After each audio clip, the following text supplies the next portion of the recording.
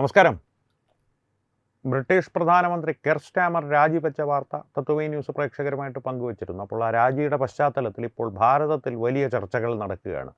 കഴിഞ്ഞ 10 വർഷങ്ങൾക്കുള്ളിൽ ബ്രിട്ടനിൽ മാറി മാറി വന്നത് 6 പ്രധാനമന്ത്രിമാരാണ്. അതിൽ 5 പേർ രാജിവെക്കുകയായിരുന്നു. അതാണ് ജനാധിപത്യത്തിൻ്റെ മനോഹാരിത. അങ്ങനെ മോദിക്ക് രാജിവെച്ചൂടെ എന്നുള്ള ഒരു താരതമ്യം, അല്ലെങ്കിൽ മോദിയും രാജിവെക്കണം, മോദി ഇങ്ങനെ നിൽക്കാൻ പാടില്ല. അടിസ്ഥാനപരമായിട്ട് നരേന്ദ്രമോദിയെ പരാജയപ്പെടുത്തുവാൻ സാധിക്കില്ല. പിന്നെ എന്തെങ്കിലുമൊക്കെ പറഞ്ഞ് സ്വന്തം മനസ്സിനൊരു ആശ്വാസം നൽകുക. കാരണം ഇതൊരു വല്ലാത്ത നീറ്റലും പുകച്ചിലുമാണ് ഈ നരേന്ദ്രമോദിയുടെ വിജയങ്ങളിൽ നിന്ന് വിജയങ്ങളിലേക്കുള്ള ചുവടുവെപ്പ്. അദ്ദേഹം ഭാരതത്തെ കൈപിടിച്ച് ഉയർത്തിക്കൊണ്ട് പോകുന്നു. ഇതെല്ലാം ഒരു ജിഹാദി ഇടത് ഇക്കോ സിസ്റ്റം ഉണ്ടല്ലോ, ഒരു ആവാസ വ്യവസ്ഥയ്ക്ക് വല്ലാത്ത പുകച്ചിലും നീറ്റലും ഉണ്ടാകുന്നുണ്ട്. വ്യാജ ഗാന്ധി കുടുംബത്തിൻ്റെ കാര്യം പറയുവാനുമില്ല. ഇപ്പോൾ താരതമ്യം ബ്രിട്ടനുമായിട്ടാണ് ചെയ്യുന്നതെന്നുള്ളത് കൊണ്ട് ജനാധിപത്യത്തിൻ്റെ ഈ മനോഹാരിത നമുക്കൊന്ന് പരിശോധിക്കാം എന്ന് ഉദ്ദേശിച്ചാണ് ഈ വിഷയം കയ്യിലെടുത്തത്. നരേന്ദ്രമോദിയുമായിട്ട് താരതമ്യം ചെയ്തിട്ടാണല്ലോ ഈ ഒരു വിലാപം ഇപ്പോൾ നടത്തുന്നത്. ഈ വിധവാ വിലാപം നടത്തുന്ന അവർ പറയുന്ന കാര്യം, ബ്രിട്ടൻ്റെ പരിഷ്കാരങ്ങൾക്ക് വേണ്ടിയിട്ട് അവർ വളരെ സംസ്കാര സമ്പന്നരാണ്. എന്തെങ്കിലും ഒരു പ്രശ്നമുണ്ടായാൽ, ജനമൊരു പ്രശ്നം ഉന്നയിച്ചാൽ അപ്പോൾ അവർ രാജിവെക്കും. ഒറ്റ നോട്ടത്തിൽ നോക്കുമ്പോൾ കാര്യം ശരിയാണ്. പക്ഷേ ഈ രാജികളെല്ലാം പരിശോധിച്ചാൽ തന്നെ നമുക്ക് മനസ്സിലാവും കൃത്യമായിട്ടുള്ള ഈ കഴിഞ്ഞ 10 വർഷങ്ങൾക്കിടയിലുള്ള കാര്യങ്ങൾ മാത്രമാണ് ഞാൻ പറയുന്നത്. അത് രാജിവെച്ചവരെ നമുക്കൊന്ന് പരിശോധിക്കാം. ഇത് ഈ പ്രക്രിയയുടെ തുടക്കം ഡേവിഡ് ക്യാമറൂണിൽ നിന്നാണ്. നരേന്ദ്രമോദിയുടെ വലിയ സുഹൃത്തായിരുന്നു അദ്ദേഹമാണ് 2016 വരെ ബ്രിട്ടൻ്റെ പ്രധാനമന്ത്രിയായിരുന്നു. ഈ ബ്രെക്സിറ്റ് റഫറൻഡം പാസ്സായതിനെ തുടർന്നാണ് അദ്ദേഹത്തിന് രാജിവെക്കേണ്ടി വന്നത്. അദ്ദേഹത്തിന് തൊട്ട് പിന്നാലെ അധികാരത്തിലേറ്റ തെരേസ മെയും ഈ ബ്രെക്സിറ്റ് റഫറൻഡം നടപ്പാക്കുവാൻ സാധിക്കാത്തതിനെ തുടർന്ന് രാജിവെച്ചു. എന്തെങ്കിലും ഒരു പ്രശ്നം കൃത്യമായിട്ട് അവർക്ക് നടപ്പാക്കാൻ ഭരണ പരാജയം കൊണ്ടാണ് രാജിവെച്ചത്, പാർട്ടിയിൽ നിന്നുള്ള സമ്മർദ്ദം കാരണം. ബോറിസ് ജോൺസൺ, തെരേസ മെയ്ക്ക് ശേഷം വന്നത് ബോറിസ് ജോൺസണാണ്. അദ്ദേഹത്തെക്കുറിച്ച് വിവാദങ്ങൾ ഒരുപാടുണ്ടായിരുന്നു. അദ്ദേഹം കോവിഡ് കാലത്തൊക്കെ ഒരു അധികാരം ദുർവിനിയോഗം ചെയ്ത് പാർട്ടി നടത്തി, അങ്ങനെയുള്ള പല ആരോപണങ്ങളും വന്നു. അത്തരത്തിലുള്ള ആരോപണങ്ങൾ വന്നപ്പോൾ അദ്ദേഹത്തിന് രാജിവെക്കേണ്ടി വന്നു. അത് അവിടുത്തെ ഒരു സാമൂഹിക വ്യവസ്ഥ എങ്ങനെയാണ്.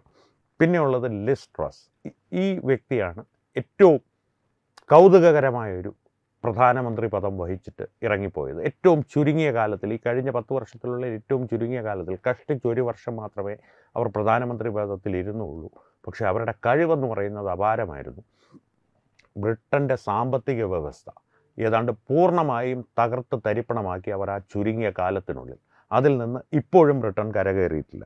ലിസ് ട്രസിന് പിന്നാലെ വന്നതാണ് ഋഷി സുനക് മാത്രമാണ് ഇതിൽ നിന്ന് ഒരു സ്വാഭാവികമായി ഇറങ്ങിപ്പോക്ക് ആ പദവിയിൽ നിന്ന് നേരിടേണ്ടി വന്ന 2 വർഷങ്ങൾ ബ്രിട്ടൻ്റെ പ്രധാനമന്ത്രിയായി അദ്ദേഹം തുടർന്നു. ഇലക്ഷൻ പരാജയത്തെ തുടർന്ന് അപ്പോഴേക്കും ഈ ടോറി പാർട്ടി എന്നവർ വിളിക്കുന്ന ഈ ഒരു കൺസർവേറ്റീവിൻ്റെ പാർട്ടിയുണ്ട്, ഋഷി സുനക്കിൻ്റെ പാർട്ടി, അവരെ സംബന്ധിച്ച് ജനങ്ങളുടെ ഇടയിൽ വല്ലാത്തൊരു അവമതിപ്പ്, നീണ്ടകാലത്തെ ഭരണക്രമങ്ങൾ ഉണ്ടാക്കിയിരുന്നു. എല്ലാവരും മാനസികമായിട്ട് മതി, ഇനി അടുത്തവർക്കൊരു അവസരം നൽകി നോക്കാമെന്ന രീതിയിലാണ് വലിയ ഭൂരിപക്ഷത്തോടു കൂടി ലേബർ പാർട്ടി, അവരുടെ എതിരാളികൾ, അടിസ്ഥാനപരമായിട്ട് ഇത് നമുക്ക് പറയാവുന്ന വലതുപക്ഷം കൺസർവേറ്റർ ടോറി പാർട്ടി എന്ന് വിളിക്കുന്നു, ഇടതുപക്ഷം ലേബർ പാർട്ടി, അങ്ങനെ താരതമ്യം ചെയ്യാം അല്ലെങ്കിൽ വേർതിരിക്കാം അവരെ. ലേബർ പാർട്ടിയെ വലിയ ഭൂരിപക്ഷത്തോടു കൂടി കൊണ്ടുവന്നു. അതിൽ തന്നെ ഈ കെർ സ്റ്റാമർ എന്നുള്ള രാഷ്ട്രീയ നേതാവിന് ബ്രിട്ടനിൽ വലിയ ജനസമ്മതിയൊന്നും ഉണ്ടായിരുന്നില്ല. പക്ഷേ ലേബർ പാർട്ടിക്ക് ഒരു അവസരം നൽകുവാൻ ജനം തീരുമാനിച്ചതിനെ തുടർന്ന് ആ സമയത്ത് പാർട്ടിയുടെ നേതാവായിരുന്ന അദ്ദേഹം പ്രധാനമന്ത്രിയായി സ്വാഭാവികമായി. പക്ഷേ അദ്ദേഹത്തിൻ്റെ ഭരണകാലം എന്നുള്ളത് ഈ കഴിഞ്ഞ 10 വർഷങ്ങൾക്കുള്ളിൽ ഏറ്റവും നാണം കെട്ട ഒരു രീതിയിലേക്ക് ബ്രിട്ടനെ മുഴുവനായി കൊണ്ടുപോയി. പ്രത്യേകിച്ച് അമേരിക്കൻ പ്രസിഡന്റ് ഡൊണാൾഡ് ട്രംപ് ഉൾപ്പെടെയുള്ളവർ അദ്ദേഹത്തെ ഒരു വീട്ടുജോലിക്കാരനായി കണക്കാക്കുന്ന തരത്തിൽ. American president Donald Trump UK സന്ദർശനത്തിന് എത്തിയപ്പോൾ അദ്ദേഹത്തിന് അവിടെ ഒരു ഗോൾഫ് കോഴ്സ് ഉണ്ട്. അവിടെ ചെന്ന് ബ്രിട്ടീഷ് പ്രധാനമന്ത്രി അദ്ദേഹത്തെ കാണേണ്ടി വന്നു. പിന്നെ പല വീഡിയോകളുമുണ്ട് അദ്ദേഹത്തിന് വേണ്ട ഔദ്യോഗിക രേഖകൾ കെർ സ്റ്റാമറിനെ കൊണ്ട് എടുപ്പിക്കുന്നത്.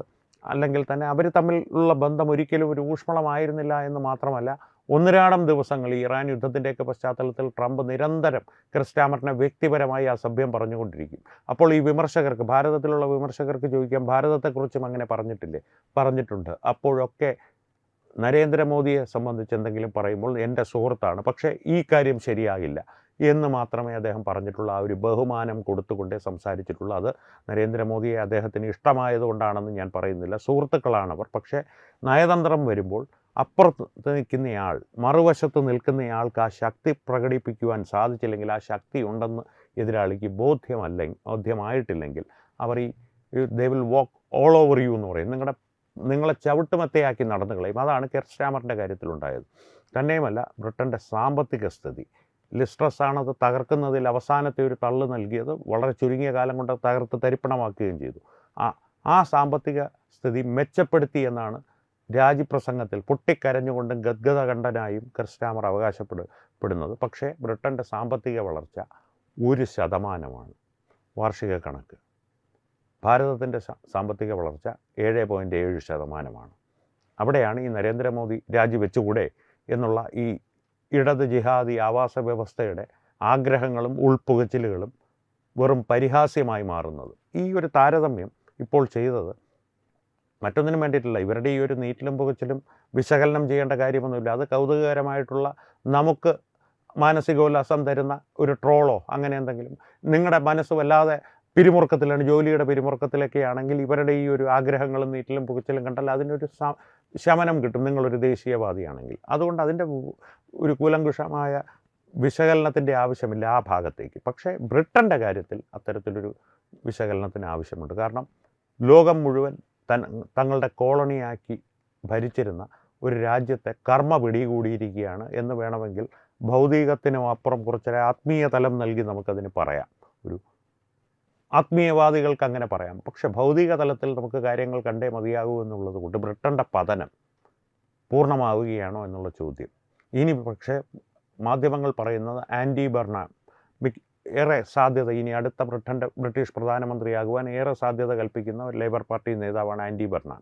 അദ്ദേഹം വന്ന ബ്രിട്ടനെ രക്ഷിക്കുമെന്നുള്ളതാണ്. പക്ഷേ UK ജനങ്ങളുടെ ഒരു മാനസികാവസ്ഥ പറയുന്നത് അവിടെ 2 പുതിയ പാർട്ടികളുണ്ട്. അതായത് ലേബർ പാർട്ടിയിൽ നിന്ന് പുറത്തു വന്ന നൈജൽ ഫറാർ ആരംഭിച്ച റിഫോം UK എന്ന പാർട്ടി,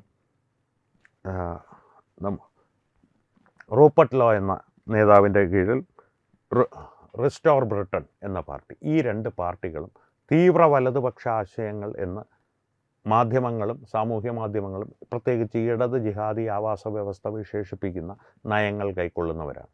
അടിസ്ഥാനപരമായിട്ട് ബ്രിട്ടീഷുകാർക്ക് ഈ നയങ്ങൾ നടപ്പാക്കിയാൽ, അവർ നാളെ അധികാരത്തിലേറി ഭൂരിപക്ഷത്തോടെ അധികാരത്തിലേറി ഈ നയങ്ങൾ നടപ്പാക്കിയാൽ അത് ഭാരതീയർ ഉൾപ്പെടെയുള്ള പലർക്കും ദോഷകരമായി ബാധിക്കും.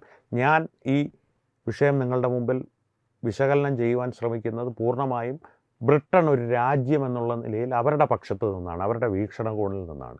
അത്തരത്തിലുള്ള ഒരു വീക്ഷണകോണിൽ അവർ കാര്യങ്ങൾ നടപ്പാക്കുമെന്നുള്ളൊരു ഉറപ്പ് ബ്രിട്ടീഷ് ജനതയ്ക്ക് കിട്ടിയാൽ ആൻഡി ബർണാമല്ല, ഇനി തിരിച്ച് മാർഗരറ്റ് താച്ചറെ പോലുള്ള പ്രശസ്തരായവരെയോ അല്ലെങ്കിൽ വിൻസൻ ചർച്ചിലിനെ പോലുള്ള ക്രൂരന്മാരെയോ ശവക്കുഴിയിൽ നിന്നെടുത്ത് തിരികെ കൊണ്ടുവന്നാലും പരാജയത്തിൽ നിന്ന് ലേബർ പാർട്ടിക്ക് തെന്നിമാറാനാകില്ല. ഒരു പക്ഷേ അങ്ങനെ ഒരു പുതിയ യുഗം ബ്രിട്ടനിൽ തുടങ്ങിയാൽ ഏറ്റവും കൂടുതൽ അത് ബാധിക്കുവാൻ പോകുന്ന കൺസർവേറ്ററി പാർട്ടിയായിരിക്കും. കാരണം അവരുടെ കൂട്ടത്തിൽ നിന്ന് ഈ കഴിഞ്ഞ 10 വർഷങ്ങൾക്കുള്ളിൽ സ്ഥാനമൊഴിയേണ്ടി വന്ന 6 പ്രധാനമന്ത്രിമാരിൽ ഏറ്റവും കഴിവുള്ള പ്രധാനമന്ത്രിയായിരുന്ന ഋഷി സുനക്കിനെ അപമാനിച്ചിറക്കി വിട്ടവരാണവർ. അതുകൊണ്ട് തന്നെ ഋഷി സുനക്കിൻ്റെ കാലത്ത് ബ്രിട്ടനിലൊരു സന്തുലിതാവസ്ഥ കൈവന്നിരുന്നു. ബ്രിട്ടനെ വലിയ ഉയർച്ചയിൽ നിന്ന് ഉയർച്ചയിലേക്ക് കൊണ്ടുപോകുവാൻ സാധിച്ചില്ലെങ്കിലും അദ്ദേഹത്തിന് വല്ലാതെ കുഴഞ്ഞു മറിഞ്ഞു കിടന്നിരുന്ന, എപ്പോഴും വലിയ അടിയൊഴുക്കുകൾ ഉണ്ടായിക്കൊണ്ടിരുന്ന, അടിയൊഴുക്കുകൾ മാത്രമല്ല മേലോട്ടമായിട്ട് തന്നെ വലിയ തിരമാലകൾ അടിച്ചുകൊണ്ടിരുന്ന ഒരു ആവാസ വ്യവസ്ഥയെ ഒന്ന് ശാന്തമാക്കുവാനും സമതുലിതമായി മുന്നോട്ട് കൊണ്ടുപോകാനും ഒരു സന്തുലിതാവസ്ഥ കൊണ്ടുവരുവാനും അദ്ദേഹത്തിന് സാധിച്ചു എന്നുള്ളത് ശ്രദ്ധേയമാണ്. അദ്ദേഹത്തെയാണ് അപമാനിച്ചിറക്കി വിട്ടത്. അദ്ദേഹത്തിൻ്റെ അമ്മായിയപ്പൻ വലിയ കാശുകാരനാണ് എന്നൊക്കെയുള്ള ആരോപണങ്ങൾ, ബാലിശമായ ആരോപണങ്ങൾ ഉയർത്തി. ഋഷി സുനക്കിൻ്റെ ഭരണകാലം 2 വർഷങ്ങൾ നീണ്ട ഭരണകാലം ഒന്ന് ശ്രദ്ധിച്ചാൽ നിങ്ങൾക്ക് മനസ്സിലാകും. അഴിമതി ആരോപണങ്ങളോ അല്ലെങ്കിൽ എന്തെങ്കിലും ഭരണപരാജയമോ ഒന്നും കാര്യമായി അദ്ദേഹത്തിൻ്റെ പേരിൽ ആരോപിക്കപ്പെട്ടിട്ടില്ല. ആ ഒരവസ്ഥയിൽ അങ്ങനെ മുന്നോട്ട് പോകുന്ന കൺസർവേറ്റീവ് പാർട്ടിക്ക് മുന്നോട്ട് പോകുവാനുള്ള സാധ്യതകൾ കുറവാണ്. ഈ റിഫോം പാർട്ടികൾ ഒരു പുതിയ ഒരു നവയുഗമായി UK പിറന്നാൽ കൺസർവേറ്റീവ് പാർട്ടി തകരും, ലേബർ പാർട്ടി പ്രധാന പ്രതിപക്ഷമായി വരും. ഒരു പക്ഷേ അതിനും അപ്പുറത്തേക്കുള്ളൊരു സാഹചര്യത്തിൽ ഈ റിഫോം UK ആണ് അധികാരത്തിൽ വരുന്നതെങ്കിൽ റിസ്റ്റോർ ബ്രിട്ടൻ പ്രതിപക്ഷമാകും. തിരിച്ച് നേരെ മറിച്ചും സംഭവിച്ചേക്കാം. അങ്ങനെ ഉണ്ടായാൽ ഈ 2 പുണ്യപുരാതന പാർട്ടികളും അവിടെ അവസാനിക്കും.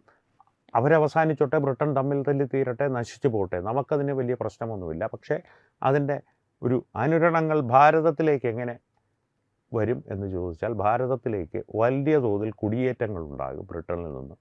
ഭാരതത്തിൽ ഇപ്പോൾ അവിടെ പഠിക്കുവാൻ പോയിരിക്കുന്നവർ, അവിടെ ജോലി നേടുവാൻ ശ്രമിക്കുന്നവർ, അവിടുത്തെ പൗരന്മാരാവാൻ ശ്രമിക്കുന്നവർ, ഇവരെല്ലാം ഭാരതത്തിലേക്ക് മടങ്ങേണ്ട ഒരു അവസ്ഥ ഈ രണ്ട് പാർട്ടികളും അധികാരത്തിൽ വന്നാൽ അവിടെ സൃഷ്ടിക്കപ്പെട്ടേക്കാം. അത് ഭാരതത്തെ ബാധിക്കും എന്നുള്ള കാര്യത്തിൽ സംശയമൊന്നും വേണ്ട. അതിനും അപ്പുറത്തേക്ക് ഭാരതത്തിൽ വേരുകളുള്ള ബ്രിട്ടീഷ് പൗരന്മാരുണ്ട്. എൻ്റെ കുടുംബത്തിൽ തന്നെ വളരെ വേണ്ടപ്പെട്ടവർ ഒരുപാടുണ്ട്. അവരുടെ ഭാവിയെ അതെങ്ങനെ ബാധിക്കുമെന്നുള്ളത് വലിയ ആശങ്ക ഉളവാക്കുന്ന കാര്യമാണ് ഭാരതത്തെ സംബന്ധിച്ച്. കാരണം അവർ ഏറെക്കാലമായി അവിടെ പൗരത്വം നേടി അവിടെ സമ്പാദിച്ച സ്വത്തും അവരുടെ ആസ്തി ബാധ്യതകളും എല്ലാം ഉപേക്ഷിച്ചൊരു സുപ്രഭാതത്തിൽ ഭാരതത്തിലേക്ക് തിരികെ വന്നാൽ, തിരികെ തങ്ങളുടെ ജീവിതം പറിച്ചു നടേണ്ട ഒരു അവസ്ഥയുണ്ടായാൽ അതും അവർക്ക് മേൽ സമ്മർദ്ദമാണ്. അവരുടെ സമ്മർദ്ദം ഭാരതത്തിന് മേൽ ഒരു സമ്മർദ്ദമായി തന്നെ ഭവിക്കുമെന്നുള്ള കാര്യത്തിൽ സംശയമൊന്നും വേണ്ട. ഇതെല്ലാം നാളെ നടക്കുമെന്നല്ല ഞാൻ പറയുന്നത്. പക്ഷേ സമീപകാലത്ത് തന്നെ അത്തരത്തിലുള്ളൊരു ഭീഷണി ബ്രിട്ടനെയും ഭാരതത്തെയും തുറച്ചു നോക്കുന്നുണ്ട്. അതിനുമപ്പുറത്തേക്ക് ബ്രിട്ടനെ സംബന്ധിച്ച് പറയുകയാണെങ്കിൽ ഭാരതത്തിന് ഭാരതം പാഠം ഉൾക്കൊള്ളേണ്ട നിരവധി ഭീഷണികൾ ബ്രിട്ടൻ്റെ അകത്തുണ്ട്. ഈ പാകിസ്ഥാനി ഗ്രൂമിംഗ് ഗ്യാങ് ഉൾപ്പെടെ. കഴിഞ്ഞ ക്രിസ്റ്റാമറിൻ്റെ രാജ്യം സംബന്ധിച്ച വീഡിയോയിൽ റോത്തർഹാം ക്രൈസിസ് എന്നൊരു വിഷയത്തെ സംബന്ധിച്ച് ഞാൻ പറഞ്ഞിരുന്നു. 1400 പെൺകുട്ടികളെ കൃത്യമായി ലക്ഷ്യമിട്ട് കുടുക്കിലാക്കി ലൈംഗികമായി ചൂഷണം ചെയ്ത ഒരു പാകിസ്ഥാനി ഗ്രൂമിംഗ് ഗ്യാങ്ങിനെ കുറിച്ച് പ്രേക്ഷകരിൽ പലരും അതിൽ കമൻറ്റുകളായി പറഞ്ഞിരുന്നു 2 ലക്ഷത്തിനും മേലാണ് ഈ കുടുക്കിലായ പെൺകുട്ടികളുടെ കണക്കെന്ന്. ശരിയാണ്. പക്ഷേ റോത്തർഹാം ക്രൈസിസ് എന്ന ആ പ്രത്യേക സംഭവത്തിൽ 1400 ഔദ്യോഗികമായ കണക്ക്. 2,50,000 മേൽ പെൺകുട്ടികളുടെ ജീവിതം തകർത്തെറിഞ്ഞ പാകിസ്ഥാനി ഗ്രൂമിംഗ് ഗ്യാങ് ബ്രിട്ടനിൽ മുഴുവനായി, UK-യിൽ അങ്ങോളം ഇങ്ങോളം കഴിഞ്ഞ 35 വർഷങ്ങളായി പ്രവർത്തിക്കുന്നുണ്ട്. അവരുടെ ഇരകളുടെ കണക്കാണ് ഈ 2,50,000. അതുകൊണ്ട് തന്നെയാണ് പറഞ്ഞത് UK-യെ മുഴുവൻ കാർന്നു തിന്നുന്നൊരു ഭീഷണി തന്നെയാണ് ഈ പാകിസ്ഥാനി ഗ്രൂമിംഗ് ഗ്യാങ്. കെർസ്റ്റാമറിൻ്റെ ഏറ്റവും വലിയ പരാജയവും ഞാൻ അന്നത്തെ ഇതിൽ പറഞ്ഞതുപോലെ അവിടെ തുടങ്ങുന്നു. അവരെ അറസ്റ്റ് ചെയ്തില്ല, അവർക്കെതിരെ നിയമ നടപടികൾ എടുത്തില്ല, അവരെ നാട് കടത്തിയില്ല എന്നുള്ളത് മാത്രമല്ല, അവർക്കെതിരെ ശബ്ദിക്കുന്നവരെ ഇസ്ലാമോഫോബിയ ആരോപിച്ച് ജയിലിലടയ്ക്കുവാൻ ശ്രമിച്ച് അഭിപ്രായ സ്വാതന്ത്ര്യത്തിന് തന്നെ തടയിടുന്ന ഒരു രീതിയിലേക്ക് കെർസ്റ്റാമർ നീങ്ങിയിരുന്നു. അതുതന്നെയാണ് അദ്ദേഹത്തിൻ്റെ പതനത്തിൻ്റെ പ്രധാന കാരണം. അതിൻ്റെ തുടക്കം ഞാൻ അന്ന് പറഞ്ഞതുപോലെ റോത്തർഹാം ക്രൈസിസിൽ നിന്നായിരുന്നു. അതെല്ലാം വിശദീകരിച്ചതുകൊണ്ട് ഈ പാകിസ്ഥാനി ഗ്രൂമിംഗ് ഗ്യാങ്ങിനെ സംബന്ധിച്ച് ഭാരതത്തിന് പഠിക്കേണ്ട പാഠങ്ങൾ എന്തൊക്കെയാണെന്ന് ചോദിച്ചാൽ, ഗ്രൂമിംഗ് ഗ്യാങ് അല്ലെങ്കിൽ ലവ് ജിഹാദ് എന്ന് നമ്മൾ പറയുമ്പോൾ അതിനെ എതിർത്ത് വരുന്നവർക്ക് കെർസ്റ്റാമറിൻ്റെ അനുഭവം നൽകുവാൻ ഭാരതത്തിലെ ജനങ്ങൾ, ഭാരതീയർ പഠിക്കണം, അല്ലെങ്കിൽ തീരുമാനിക്കണം. അതുതന്നെയാണ് പ്രധാന പാഠം. വിശദമായി പാകിസ്ഥാനി ഗ്രൂമിംഗ് ഗ്യാങ്ങിനെ സംബന്ധിച്ചും അതിൻ്റെ അനുരണങ്ങൾ ഭാരതത്തിലേക്ക് ബാധിക്കുന്നതിനെ സംബന്ധിച്ചും വിശദമായൊരു വീഡിയോ അല്ലെങ്കിൽ ചർച്ചയോ തന്നെയായി തത്വമയി ന്യൂസ് പ്രേക്ഷകരുടെ മുമ്പിൽ അവതരിപ്പിക്കുന്നതാണ്. അതുകൊണ്ട് ആ വിഷയത്തിലേക്ക് കൂടുതൽ കടക്കുന്നില്ല. കെർസ്റ്റാമറിലേക്ക് തിരികെ വന്നാൽ, കെർസ്റ്റാമറിനെ ഒരു ഉദാഹരണമാക്കി നരേന്ദ്രമോദി രാജിവെക്കണമെന്ന് ആഗ്രഹിക്കുന്നവരോട് അവസാനമായി എനിക്ക് പറയുവാനുള്ളത്, കെർസ്റ്റാമർ അല്ല നരേന്ദ്രമോദി, കെർസ്റ്റാമറിൻ്റെ പാർട്ടി അല്ല BJP, ലേബർ പാർട്ടി അല്ല BJP. അതിനുമൊക്കെ അപ്പുറത്തേക്ക് നരേന്ദ്രമോദിയെപ്പോലെ ശക്തനായിട്ടുള്ളൊരു നേതാവിനെ കെർസ്റ്റാമറും ഡൊണാൾഡ് ട്രംപും ഉൾപ്പെടെയുള്ള ലോക നേതാക്കൾ അവരുടെ ഇത്രയും കാലത്തെ രാഷ്ട്രീയ ജീവിതത്തിനിടയിൽ കണ്ടിട്ടുമില്ല. പ്രത്യേകിച്ച് ഭാരതത്തിൽ നിന്നവരത് അത്രയും ശക്തനായൊരു നേതാവ് ഉയർന്നു വരുമെന്ന് പ്രതീക്ഷിച്ചിട്ടുമില്ല. അതുകൊണ്ട് ബോത്ത് ആർ നോട്ട് സെയിം, രണ്ടും ഒന്നല്ല. നിങ്ങളുടെ നീറ്റലും പുകച്ചിലും മാറ്റുവാനുള്ള ആഗ്രഹ പ്രകടനങ്ങൾ തീർച്ചയായും നടത്തിക്കൊള്ളൂ, ഞങ്ങളത് ആസ്വദിച്ചു കൊള്ളാം.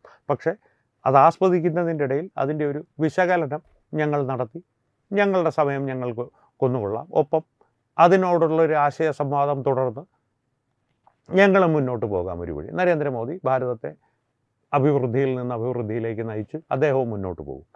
ഈ വിഷയത്തെ സംബന്ധിച്ച് പ്രേക്ഷകരുടെ അഭിപ്രായങ്ങൾ തീർച്ചയായും ഞങ്ങളുമായി കമൻറ്റുകളിലൂടെ പങ്കുവയ്ക്കുക. ഒപ്പം വീഡിയോ ലൈക്ക് ചെയ്യുക, നിങ്ങളുടെ പ്രിയപ്പെട്ടവരുമായി ഷെയർ ചെയ്യുക. ഏറ്റവും പ്രധാനപ്പെട്ട കാര്യം, തത്വമയി ന്യൂസിൻ്റെ യൂട്യൂബ് ചാനൽ നിങ്ങൾ ഇതുവരെ സബ്സ്ക്രൈബ് ചെയ്തിട്ടില്ലെങ്കിൽ തീർച്ചയായും സബ്സ്ക്രൈബ് ചെയ്ത് ദേശീയതയോടൊപ്പമുള്ള ഈ യാത്രയിൽ തത്വമയി ന്യൂസിൻ്റെ കുടുംബാംഗമായി ഞങ്ങളോടൊപ്പം ഉണ്ടാകുക. അപ്പോൾ സംവാദങ്ങൾ തുടരട്ടെ. വീണ്ടും കാണാം. നന്ദി, നമസ്കാരം. HIV അണുബാധ സന്തോഷപൂർണ്ണമായ ഒരു ജീവിതത്തിന് തടസ്സമല്ല. HIV അണുബാധയ്ക്ക് ഫലപ്രദമായ ചികിത്സ ഇന്ന് ലഭ്യമാണ്. ഇതിന് യഥാസമയം അണുബാധ കണ്ടെത്തുന്നതും കാലേക്കൂട്ടി ചികിത്സ നടത്തേണ്ടതും അത്യാവശ്യമാണ്. സൗജന്യമായ ചികിത്സയും മാർഗനിർദ്ദേശങ്ങളും സർക്കാർ ആശുപത്രികളിലെ ART അഥവാ ഉഷസ് കേന്ദ്രങ്ങളിൽ ലഭ്യമാണ്. ആരോഗ്യ സംരക്ഷണം ഓരോരുത്തരുടെയും ഉത്തരവാദിത്തമാണ്.